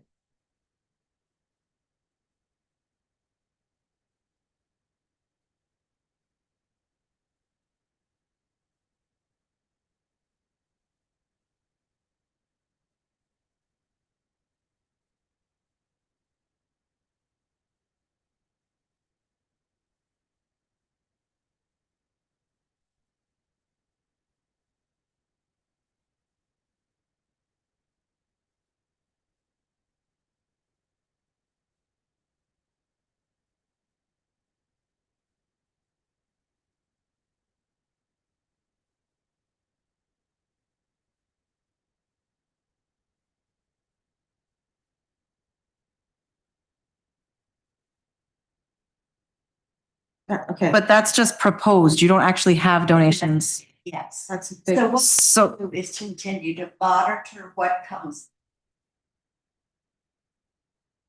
Make changes.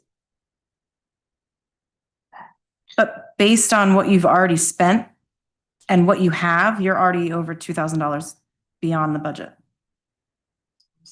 So what you.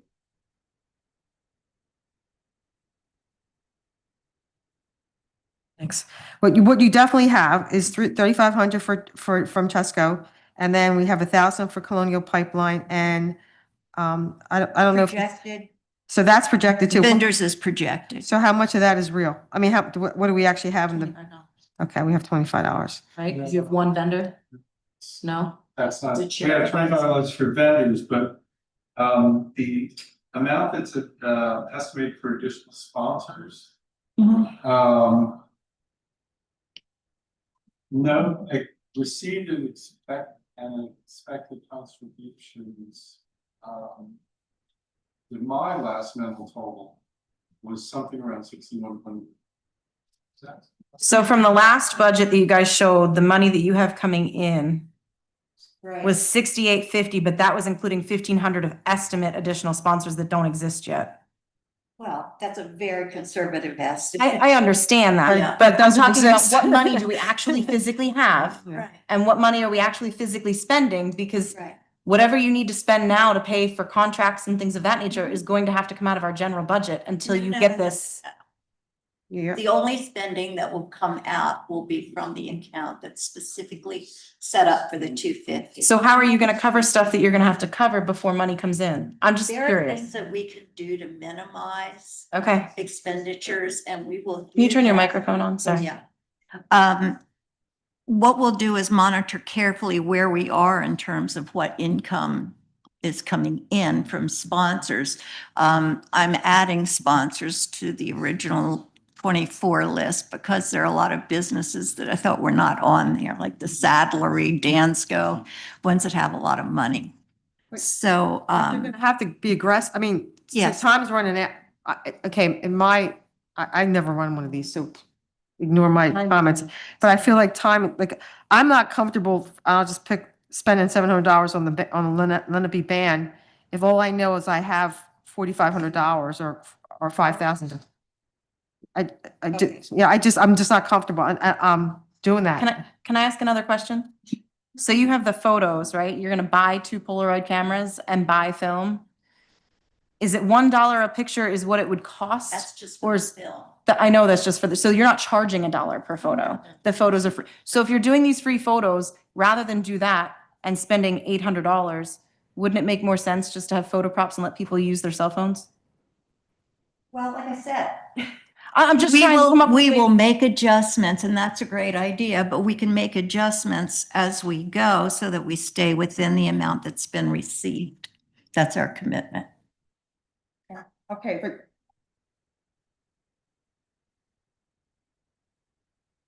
Yeah. 5,600.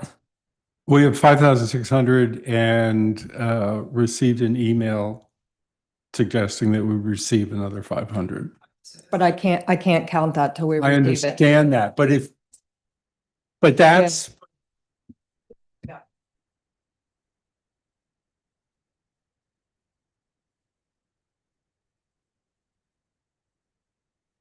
There's a big difference between I sent out an email or I sent out a letter and I haven't, oh, I'm sorry. Big difference between I sent out something and I didn't hear anything versus I sent out something, somebody indicated, yes, I'm with you, but they haven't given it to you yet. I'm much more comfortable with the latter because, okay. no, I understand. And it's important to remember that the deadline for commitment on the part of the sponsors is at the end of July.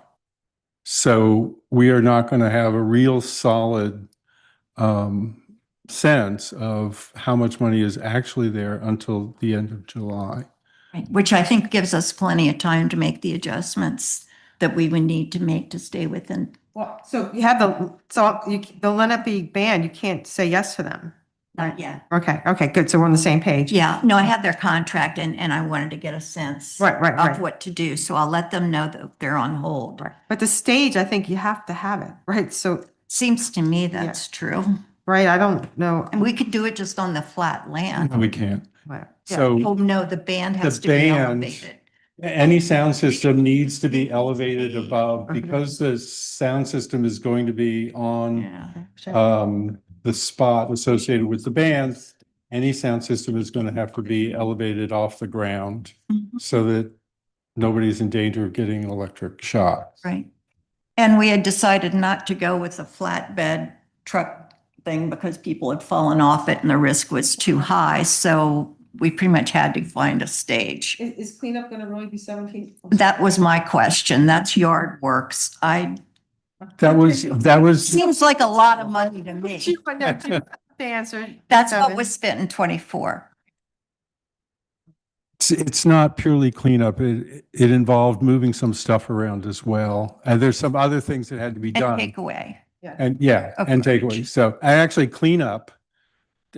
I think it's not really cleanup because a lot of the cleanup was done by volunteers, if I recall, correct? But the one thing that they did, oh, I'm sorry, Jeff. Go ahead.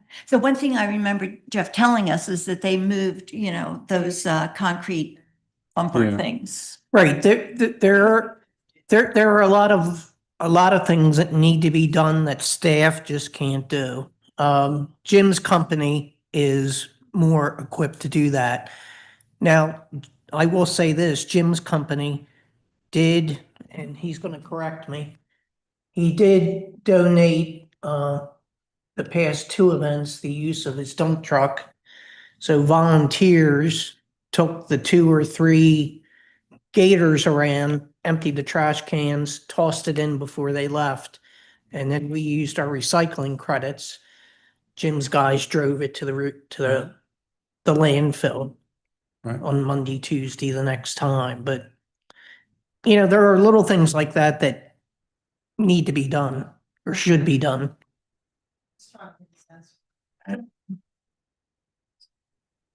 Yeah, so I think if we put the Lenape ban on. Put it on hold.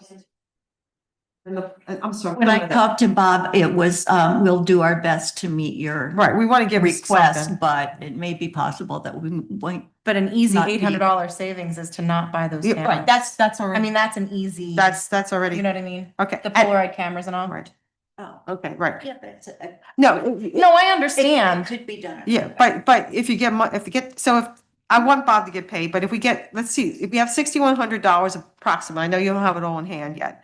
So that's not bad. That's something we can work with. I know you're sending out more letters, you're gonna try to get more money. Jeff mentioned to me something about, there is someone who actually asked to give money, a mechanic or, Was it received that? So we did. Eastern Mechanic. No, Kay. No, there's another one, Nancy, you may not remember. We had talked a while ago. K&T Automotive approached me. I talked to you about that on the phone. So that's one of the ones I recommended, that someone should actually physically go down and see them and not rely on mail to do that. because they're not as good as, the guy who says the money's coming. They're as good as someone who said, we're interested in giving. So it's worth getting that information from Jeff and getting it. And I then, do have it. okay, Yep. will you put it on the top of your list? I know you have a lot going on. And then And- Pico, right? And the other thing, Nancy, I know we talked about this some time ago, but the municipal representatives have what I call walking around money. So as the year goes on with Pico, that supply gets shorter and shorter and shorter. So they do have a small grant process for that. It probably takes 15, 20 minutes to fill out. But it's if they still have the money, you have to preface it that way. It's easy money to get Did you as long put as that- they still have it. I have a note to follow up with you on that because I misplaced the sticky with her phone number. Because we don't have the pumpkins on this list yet. No, it's So, okay. and I think the pumpkins, they were a lot. Yeah. So if we could, so if Pico could sponsor some pumpkin. So I guess the message, I'm gonna just try to summarize, see if we all agree. We just have to get a little, we have some money, that's good. We have the 2 leads that Jeff gave us, so that we should follow up on those. Continue to be aggressive, but I would not spend any money on the Lenape band until we have a better sense of what's going on. I actually would put my, if I had to add something back in, I'd add the pumpkins in before I add them in. And then, of course, your suggestion about the photo. But I mean, just photo props are very easy to get. They're very inexpensive. We plan on having those. Yeah, so That's in the materials budget. I think an easier way just to do it is on their cell phones. Everybody's going to want to share on social media anyway, so you could even create a hashtag where everybody can share their 250 event photos. And then you get this photo album that gets built online. Oh, I like that. And instead of having Polaroids that Take people are, away. Well, that are it was they're a just take- commemorative event. Yeah. right, I understand that, but you're gonna have other stuff like the Yeah. Hocket Declaration and all that kind of stuff that are takeaways. The little Polaroid, people are inevitably going to end up taking a photo of the photo anyway, so that they can post it to social media. I hadn't So, thought of that. so having the photo booth set up with the stuff and people can take their own photos Or you can even have a volunteer that stands there and offers to take the photo for them on their cell phone. Then But I like the it idea, saves. I like the idea of the album. Yeah, there's free websites out there where you create a hashtag and it'll automatically upload to this group album and you'll have an entire Franklin Township 250 album. And people can share whatever photos they've taken from the event to this digital album online, and it costs $0.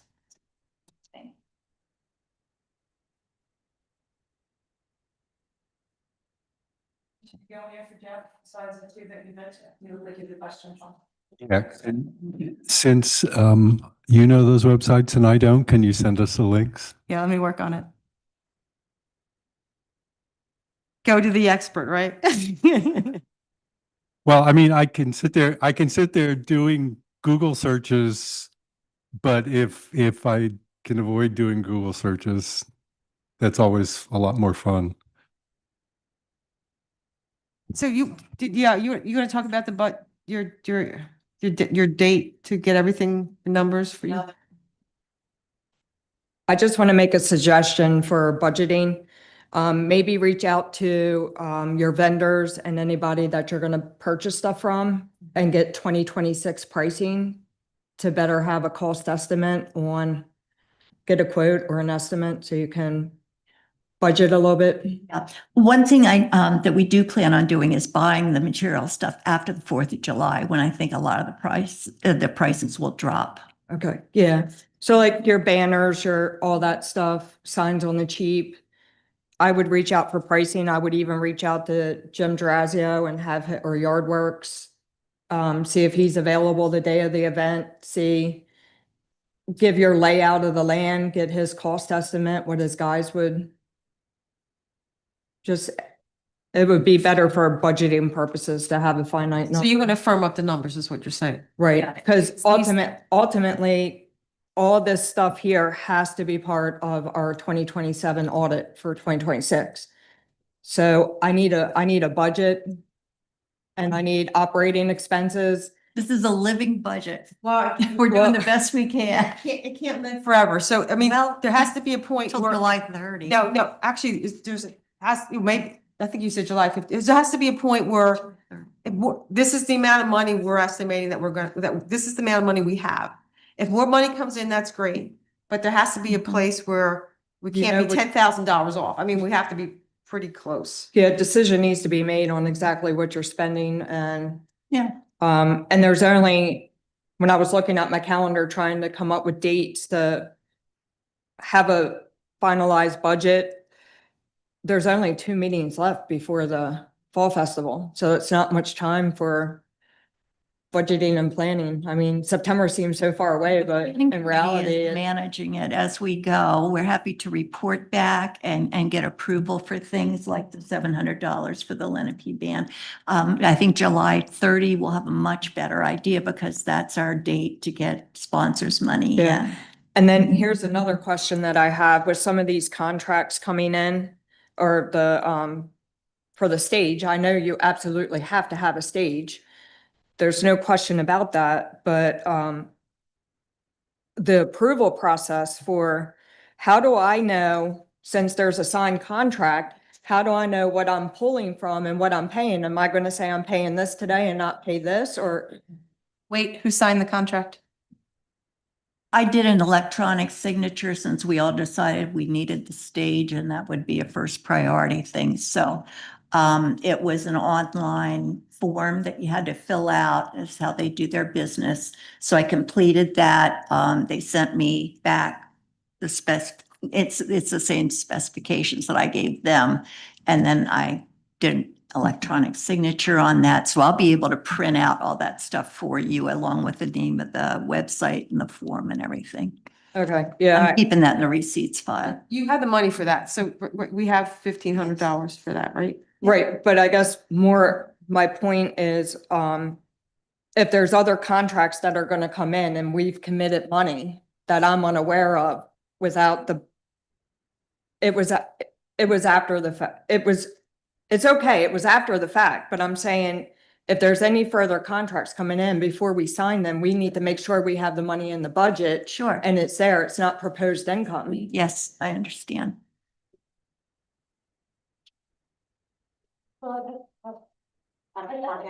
Yeah, I think science it's a tough one. I think we're at the point now because money is tight, right? It may get better, right? So hopefully it will. But for right now, you had to get the 1,500, you had to do that, right? You had to get that done. No other contract should be signed. Yeah, I think we just unless Melissa gives you the okay. Well, that's what I need. Right, I don't think, I I don't, need board, I don't know what approval I need. Do I need board approval to sign? Like, how are we, I don't know what the approval process is because remember, all this goes to an auditor. So everything, Right, and who's supposed to be signing the contracts? I don't know. We need, is Guy still on? Yeah. Yeah. Guy, are you still there? Yeah, but Jeff won't let me use my camera for some reason. Oh, dear. Probably because of all the eye rolling. Oh, dear. So We're here's, trying. I mean, my advice usually sounds something like this, that without board approval, one board member doesn't have authority to bind the township. Now, that's not to say that conduct of any one of you can't be ratified because somebody has to act quickly.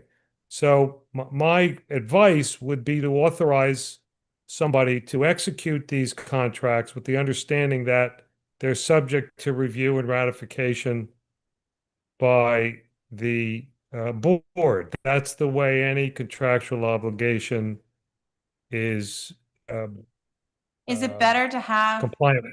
is it better to have a staff member like Melissa or Jeff sign the contracts?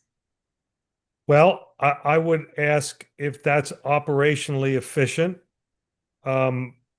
Because a lot of this is a special project, and I'm not going to suggest how you run special projects, but if it's easier for the frontline individuals who are supervisors to sign them, that would make more sense to me, as long as there is a mechanism for board approval. So how do we approve or give her power to sign contracts? So it could be as simple as that authorization. Let's authorize board member 1 and 3 to execute contracts for the purposes of securing resources and entertainment, whatever, subject to the board's ratification of those at a public meeting. Okay, And so then- that should not happen tonight because there's only 3 of us here. No, you could, you 3 of you, if you all voted up on that, could certainly make that motion and make that a policy. But I mean. When you talk and I about would- ratification, I would want to know, I would want to sit. What's that? Guy, when you talk about ratification, is that has to happen before or so let's, for example, so we'll take the stage, for example. So Nancy signed it, that, and assuming we say for future things, okay, Nancy, you have the authority to do that. But then it has to come back to the board to approve it at the following meeting. Is that what you're saying? Or does she have to wait? Yes, that's it. Yes, Oh, that's what okay. I'm saying. Okay, so that, does that not put us, I mean, if that's what you should do, that's fine, but doesn't that put us in a strange spot? Because she could be signing off on stuff and then what if the board says no? Then we just have to get out of the contract? Just go No, back there and is say, no, never mind? there is no contract until the board approves it. There's just her signature or a signature on a piece of paper. Just similar, Donna, to me being involved in a piece of litigation where I make an agreement on behalf of the township, and I always let people know, look, I'm going to recommend that we settle the case for $700, but if they tell me I'm all wet, we got to go back to the drawing board. And that's what ratification is for, allowing someone whom you trust to do something that is in the best interest of the organization, but you control whether that contract is actually legally enforceable upon ratification. Ratify via email? No, it has to be done at a public meeting. All right, so I take what he's saying. Is this workable for you? I think so, if we stay within. Okay, get your thing on. I think so. So as event chair, I would be able to do that, but I would only do purchases where I confirm with Melissa that there's money in the account to cover the expense. And then at the next board meeting, we would show which things have been purchased and the board would ratify. Right, but this, if they've already been purchased, that's the problem. You can't, what I'm hearing guys say, and I don't know if we have to set a limit, that you can, like, for example, for the stage, you could say, you'd have to tell the folks you work with, I'm signing this on behalf of Franklin Township, but I need to have this ratified by my board before it becomes final, And before there's any payment, before there's a payment. that's the problem. Money can't go out until it's ratified. Stage tonight. Jeff or us on. I think it depends on the amount. Like I say it's $100. I personally don't care. It's something that's $1,500, $800, $700. Then you can pre-approve, if you wish, any contract not to exceed a dollar figure. So if you say to the event chair, look, you have the authority to execute contracts in amounts not to exceed X, and the board votes on that, then that's effective. Yeah, sure. What I'm looking at is, I think we're pretty much done with the contract stuff. We've got the Ben Franklin, we got the stage. The outstanding ones would be the Lenape Band and the Brass Band Ensemble and the band request from Bob's band. And those, I guess the Lenape would be and the pumpkins. Right, that's just a purchase. But again, I'm saying the purchase could only be made if Melissa assures me that there's money in the bank to cover it. Yeah. That makes sense. So we don't really have And we're all on the same. we don't really have an issue then, right? So there's no other contracts to sign. You're not going to sign Lenape until we get a better sense of money anyways. Yes. Okay, so I think we're. So there are very few contracts, really. Okay. So you're all in agreement for the stage? Yes, right? Yes, I think we need a stage, right? Okay, so, all right, so are you in agreement? You're Yes, good. ma'am. Okay. So, okay. Guy, thanks for your help. I think you probably should have had this conversation last meeting and then we would have been in better shape, but I think that the issues past itself. I think what the big thing now is to get more money. That will make things a lot, and I know you're the banker, you'll be on top of it. Okay, all right. All right. Anything else? There was. I want to be positive. I think it sounds like it's going to be a lot of fun. I don't want to go, it sounds like it's going to be pretty good. Yeah, I think so. Just got The only other thing I had was the list of volunteers, the types of volunteers that we would have, so. Yeah, so when are you going to, because I think you need to start getting volunteers now, right? Oh, I've begun, go we ahead. have at least 2, but we've got months to do that and people aren't even sure about their schedules. And it is after school starts again when people will be available. So we'll start doing that and keep a record of who we've got. Do you have a number of approximately how many volunteers you want to have? I could count them up and let you know. 30 okay. doesn't look like way more than 30 to me, just based on the tasks that we have assigned. So like it's June now. June's halfway over. Like you're going to, why aren't we starting now? We have started now. So, for And- example, we've already talked to Bob Magnus about the FSA doing parking. Okay, so you got Okay. that taken care of. So, well, we have it taken care of in the sense that they're lined up to do it, but Yeah, you don't get we don't these people, have right. actual individual volunteers yet. Right. Shannon Lynch is going to do all the work that's associated with Dare to- the Dare to Declare event, and I sort of missed that in the process. Okay. So I've spoken with her, she's interested in doing it. And what she's not certain of currently is whether she will actually be free the day of. which seems to me a shame if she can't make it, but she's got kids in school doing sports and stuff. And so that's a potential conflict for her.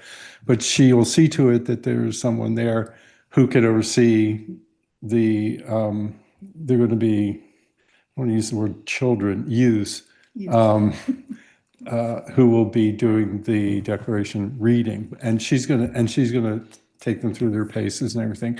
We're not expecting this to be an event done from memory. They're generally not. You do have a script in front of you. So those two things are to some degree, already running themselves. So we have to get more, and we know that. But there are also other things that we have to get done at the same time. And at the moment, at least I'm not too worried about it, because one of the things we want to do is approach people who are involved previously with some of this stuff. If we can get a Girl Scout troop and to manage either the pumpkin painting aspect or to help out with the decorating things, that's one way of basically dividing these into like little boxes where somebody is overseeing it and the other volunteers involved. The problem is, if you're going to look for real hard numbers real fast, we are going to get into a little bit of a trust issue. Like we're working with people, we do have to expect that they're going to be able to manage this to some degree, and that they can guarantee us, as with Shannon Lynch, that she knows students who will be interested in it. She's going to get together. She's going to organize it. She has ideas about it. We've talked about, the kids could dress up in colonial costumes. The kids could dress up in red, white, and blue. They could try and be a range of people from various periods. You just don't want to muddle the concepts. So yes, we're working on it, but Does it do you any good to like put something on the website and have people sign up? Just so I'll be interested. it Well, might. what we wanted to do first was get back to the people who volunteered in '24. So I need to start that, but it won't take really long. It's an email kind of thing. And the office has kept that volunteer list. So that'll be a great starting point, and we'll go from there. And we'll certainly use, a call Okay. put I out. because like you said, I know you think it might be too early, but people's calendars get filled up, right? So it's June now. Is this something you'll do at the end of June? Something? It's ongoing now, so it'll keep going, and we'll report back at the next meeting and let you know what we've got. How's that?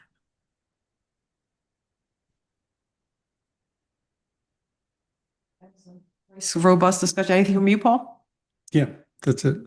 Oh, that's it? Yeah, no, I don't have anything else to say. And I think that, really it's not like you can have everybody lined up in 1 week on this kind of thing.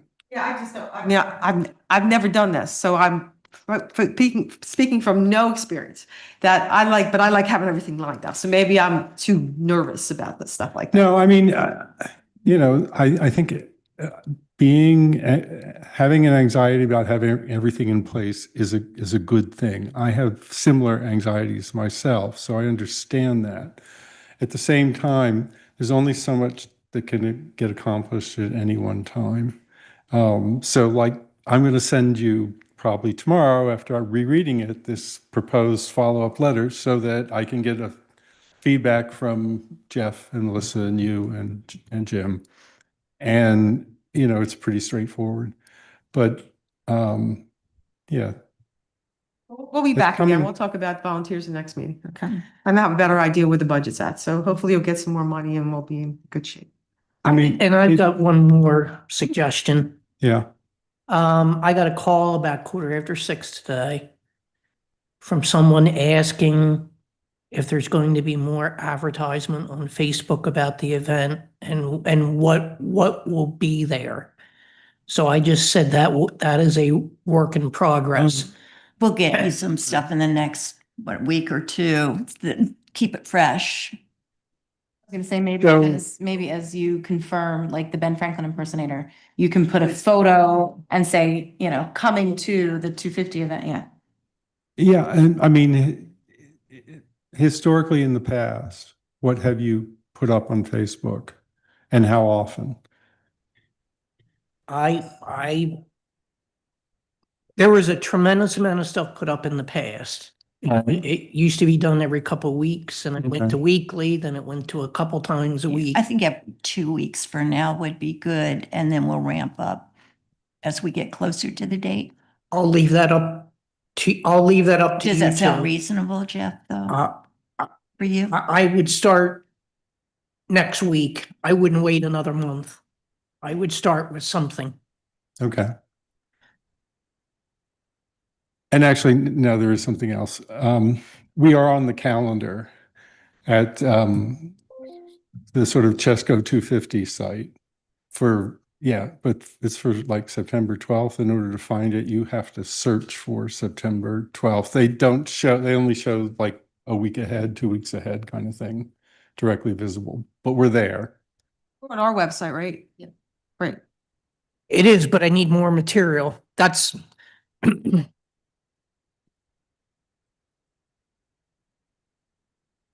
You for everything you're doing. It's going to be fun. I know there's a lot of hard work going on. Donna, did you, separate from this, if we're done with this topic, did you want to mention the new addition to the website? It's not on the Sure. agenda. Oh, okay. So just. I'll mention it. if Yeah, you do it. There has been a portion of the website that I designed regarding the fire company merger coming up. So it's on one of our quick links. Would encourage everyone to take a look at that. And then if you have any questions, you have the ability to click on a link and send an email to the township. And we can try and find out that answer for you.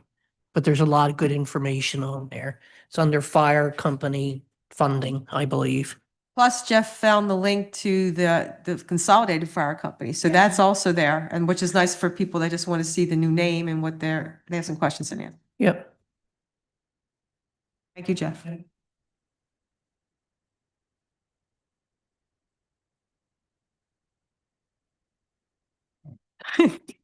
At this time, the board welcomes public comments on anything attendees might want to share.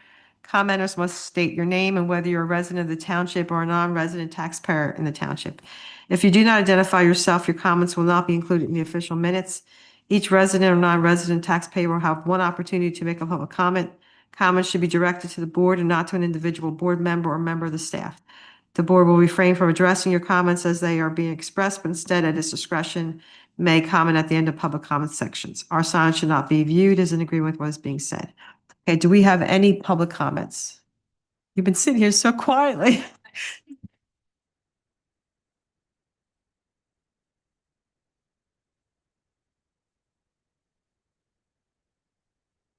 Thank you. So I just wanted to introduce myself. My name is Madeline Alvarino, and I live in New London Township. I've lived here since 1999, and I'm running for the PA State House, and I'm making the rounds to all the township meetings. And I just wanted to thank you guys because you're truly the unsung heroes, doing such hard work for everyone. And I'm just really blown away by all the different municipalities and again, all the hard work. So thank you. Thank you for joining us. I know it's a couple hours of your time. We really appreciate it. Okay, good.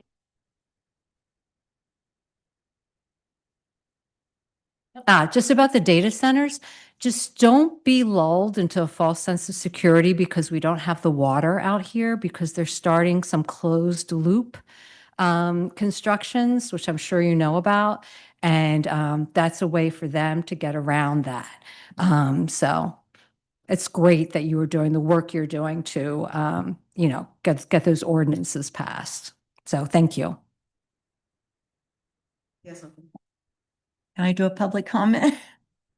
Nancy Widows, I'm 35-year resident of the township. I just wanted us to be cognizant of that big new development that's going in out Appleton Road where the traffic circle is. It's right there where the golf course was going to go if Newark Country Club had moved there. There's this huge tract of land, and it's all going to be developed into houses. And that's going to make, I think, a lot more traffic, a lot more demand on, well, services there in Maryland, but still the water table. I don't know what we should do about it as a township. I just wanted to raise it. A lot of people have asked me about it, just being concerned. I mean, they do have a Facebook page. So they are doing their own thing. And individual residents can obviously get involved, but I don't think it's something that the township is going to address. It's not even in our state, so not a whole lot we can do. Oh, absolutely. I'm not debating that. I'm just saying as a township, there's not really a whole lot we can do, given that it's out of state, other than, you know, the residents can get yard signs and, right, exactly. They are all over. Right. All right. Any other public comments? Okay. All right. All right, this is your moment in the It sun. is. Okay, ready? Making it. Okay, so I make a motion. I know you're laughing because it's a long story. I make a motion to adjourn tonight's meeting at 9:32. Can I have a second? I'll second it. Oh, very good answer. Any discussion? All in favor, say aye. Aye. Motion passes 3-0. The backstory is every meeting, Jim's not here tonight, but Jim Johnson, that's his motion. He gave me. And he gave it to her.